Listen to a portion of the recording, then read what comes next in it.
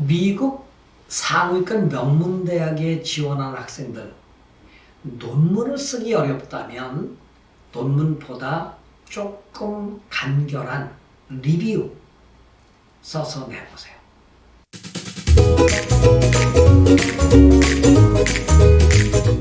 안녕하세요. 미래교육소장 이강렬 박사입니다. 하버드, 프린스턴, 예일, 애머스트, 여러분이 들어봐도 어마어마한 대학들이죠. 이 미국 최상위권 대학들은 기본적으로 누구나 내야 되는 입시 자료. 그게 뭡니까? 네, 커먼앱, 그리고 학교 성적, 그리고 SAT 성적, 그 다음에 에세이, 추천서, 그리고 기본적으로 기록하는 액티비티 자료를 가지고도 충분히 우수한 학생들을 선발할 수 있습니다. 학교가 그렇게 밝히고 있어요. 그런데 지원 학생들 가운데서 자기 능력을 더 보여주고 싶다면 그래, 보충 자료 내봐, 이렇게 허락을 하고 있습니다. 홈페이지에 보면 그렇게 분명히 명시되어 있습니다. 하버드대학의 홈페이지를 봤더니 입학위원회의 재량에 따라 지원자가 제출한 음악 녹음, 예술적 작품, 포트폴리오죠. 또 하나는 학술 연구 결과와 같은 보충 자료는 교수진이 평가한다. 그러니까 입학 사정관들이 평가하는 게 아니라 그 담당 전공 교수들이 평가한다. 이들 부가적 자료들은 전적으로 선택사항이고 학생이 제출하고 싶을 때 내는 것이다 라고 되어 있습니다. 그러니까 기본적인 자료도 충분한데 그 기본적인 자료에 나를 더 표현하고 싶다면 보충 자료를 내라, 이렇게 되어 있고요. 예일대학의 경우에도 만약 지원 학생이 지원서에 자신의 능력을 적절히 전달할 수 없는 우수한 능력과 재능을 갖고 있다면 오디오 녹음, 악보, 예술 샘플, 포트폴리오죠. 쓰기 샘플, 라이팅 샘플, 그 다음에 과학 논문, 영화, 댄스, 비디오 등에 제출할 수 있다라고 말하고 있습니다. 내란 얘기죠, 있으면. 네. 근데 한국 부모들은 너무 집착을 하세요. 제가 봤을 때 뛰어난 매트리얼이 아닌데 그냥 내려고 애쓰고 계세요. 좋죠. 지푸라기라도 잡고 싶은 심정으로. 그런데 많은 부모님들께서 미래교육소가 8학년부터 11학년까지 이른바 Extra Curricular Activities 컨설팅을 하거든요. 어플라이 컨설팅 이외에 액티비티만 띄어가지고 이 학생의 특별한 재능을 개발해주는 그런 프로그램을 이제 가지고 있습니다. 미래교육소가 그래서 이제 학생에게 맞는 액티비티를 발굴을 해서 그 학생이 그걸 통해서 자기를 드러낼 수 있도록 하는데 많은 부모님들이 그 가운데 리서치라는 말씀을 많이 하세요. 리서치는 연구 과제를 얘기합니다. 연구 프로세스를 얘기합니다. 그 연구를 해가지고 내놓는 것이 논문이죠. thetis라고 합니다. 근데 이 논문이 좋냐? 좋죠. 학생의 우수함을 입증할 수 있는 건데, 즉 논문은 학문 연구의 결과물입니다만은 이거를 만들어내기가 쉽지 않습니다.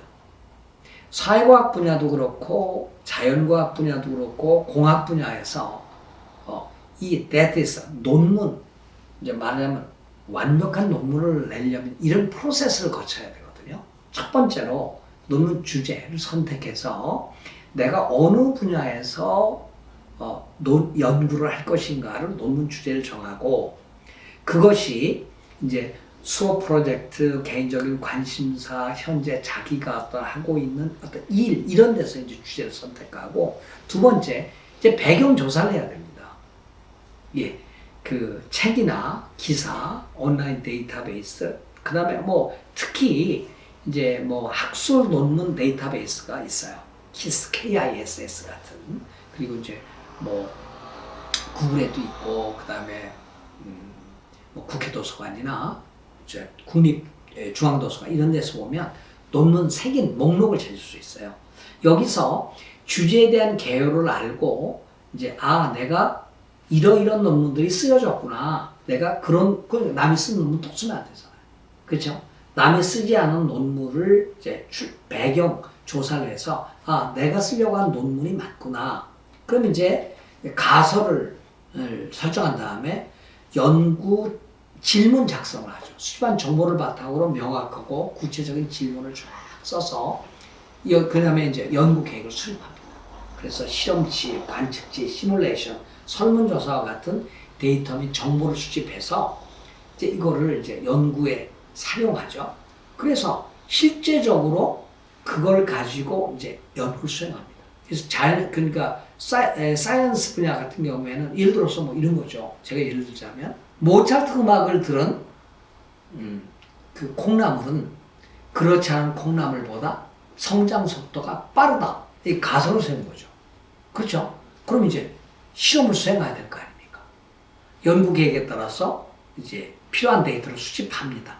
그리고 그 나온 것을 이제 분석을 하고 통계 분석 또는 정성 분석 같은 적절한 방법을 이용해서 데이터를 분석하고 그 결과를 가지고 명확하고 간결하게 요약하고 그 결과의 의미에 대한 논의를 포함합니다. 이게 이제 논문 작성 과정인데 고등학생들이 이런 과정을 수행할 수 있을까요? 쉽지 않습니다. 일반적으로 학부를 졸업한 사람들도 수행할 수 없어요.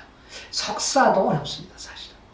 그러니까 석사 이상의 박사 과정에 있거나 박사를 과정을 마친 사람들이 이런 실증적 연구 논문을 이제 수행할 수가 있는데 고등학교 학생이 수행하기는 어렵죠.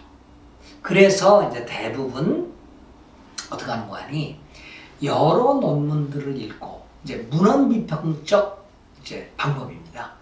많은 논문을 읽고 논문들이 제기한 어떤 결과를 놓고 비교 분석을 해서 나의 주의와 주장을 내세울 수 있는 거죠. 그건 내가 직접 연구 실험을 하지 않아도 됩니다. 이게 문헌비평적 논문 쓰기입니다. 일대 우리는 이거를 테시스라고 할 수도 있지만 이게 비평, 리뷰라고 할 수 있습니다. 이렇게 그 리뷰를 쓸 때 그러면 아까 실증적 연구 조사 방법보다 못한 거냐? 그렇진 않아요. 다만 실증적 연구 조사 방법론을 택한다면 그 시간이 굉장히 많이 걸리고 노력이 굉장히 많이 시간이 들어갑니다. 그러나 이제 그 문헌 비평적 방법을 쓰면은 너무도 많은 매트리얼을 읽어야 된다는 얘기죠. 실험을 하지 않고도 이렇게 해서 이제 리뷰를 쓸 수 있고요. 소셜 사이언스 분야에서도 리뷰를 씁니다. 많습니다.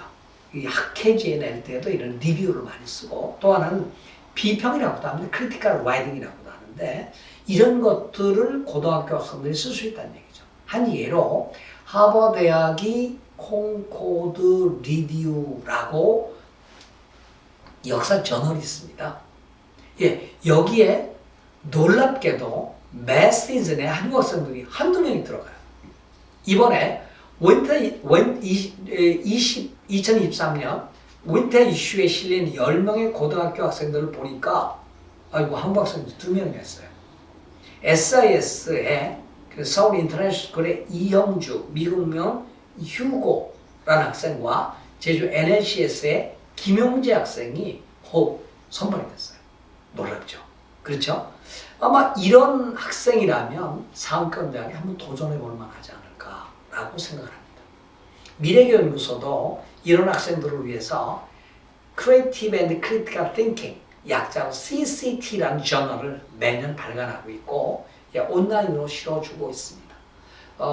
journalcct.org 혹은 발상의 전환, 우리말로 발상의 전환, 구글에 치시면 나옵니다. 사이트에 들어가셔서요. 지금 13번째 논문을 공부하고 있습니다. 물론 아까 말씀드린 리뷰나 크리티컬 라이팅도 해당됩니다. 시간이 많이 들고 아이들이 집에서 혹은 이 실험을 수행할 수가 없죠. 그래서 강남에서 실험 수행을 대행하고 엄청난 금액을 받아서 아이들의 실험을 대행해주고 있는 경우가 있는데 솔직한 얘기로 학생들이 논문을 쓰기가 어렵습니다. 그러니까 서울과학고등학교나 부산과학영재학교 이런 학생들이 또 학교에 그런 그 실험 기자재와 그 실험 환경이 있는 곳이라면 몰라도 학생들을 수행하기 어려우니까 저는 우리가 얘기하는 실증적 실험에 따른 논문보다는 여러 논문들을 읽고 그것을 요약하고 종합해서 비판하고 비평해서 자기의 주장을 쓸 수 있는 리뷰 혹은 크리티컬 라이팅을 써보는 게 어떨까라는 생각을 하고 여러분에게 정보를 드립니다. 미래교연구소에서도 전 분야는 아닙니다만은 이제 대학 교수를 은퇴한 우리나라의 석학들 가운데 이러한 제 어떤 생각에 동의하는 교수님들께서 내가 후학을 키우는 의미에서 도와줄게 이런 분들이 여러 분 나서셨어요. 그래서 리뷰나 크리티컬 라이팅을 이렇게 자기가 생각하는 분야에 이런 리뷰를 쓰고 싶다는 분들은 연락을 주시면 제가 그분들과 연결을 해드리도록 그렇게 하겠습니다. 자, 여러분들 이 실증적 조사 방법론보다는 여러 논문을 참고하는 문헌 비평적 방법의 논문 한번 써보십시오. 여러분께 도움이 될 겁니다. 고맙습니다. 안녕히 계십시오.